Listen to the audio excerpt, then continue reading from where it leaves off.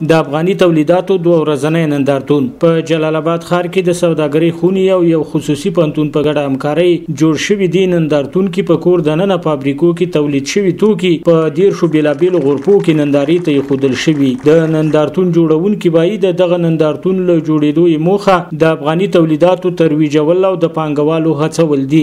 10 کمپنیو یې ساه اخیستې ده چې په دې کې به زموږ ملي تولیدات چې اکثریت په ننګرهار کې جوړیږي د دې نمایش به کوي زموږ محصلینو ته د باندې میلمنو ته تر څو زموږ ځوانان او زموږ د افغانستان خلک بالخصوص د ننګرهار د موږ د دې ملي تولیداتو نه خبر شي او د دې تولیداتو په استفاده کې موږ په خپل روزمره ژوند کې دې ته ترویج ورکړو. سره د دې چې دلته د سوداګرۍ خونې مسؤلین مني چې په هیواد کې وروستي او سیاسي تحولاتو یو څه ناڅه کورني تولیدونکي اغیزمن کړي، خو بیا یې هم هیلهمندي شته چې ډیر ژر به رامنځته شوی حالت بدلون عمومي او یو ځل بیا به د تولیدونکو کارونه راسم شي. دوی له حکومت څخه د پانګوالو پر وړاندې د یو شمېر پرتو ستونزو په برخه کې د جدي اقداماتو د ترسره کېدو غوښتنه هم کوي.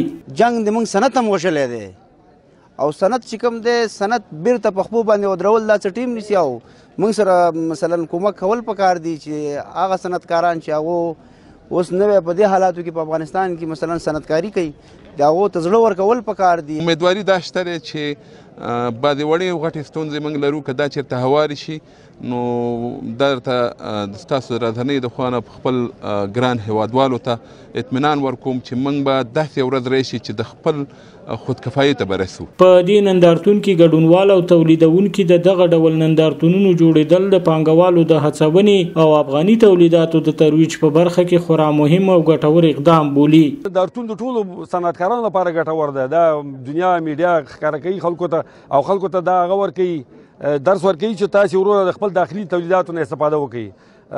یو خو پیسې د دوی بې ځایه نه ځي، بل د وطن تولید پورته ځي، عاید پورته ځي او خلک په کار کېږي. دا باید خپل د وطن تولیداتو نه استفاده وکړي ټول خلک.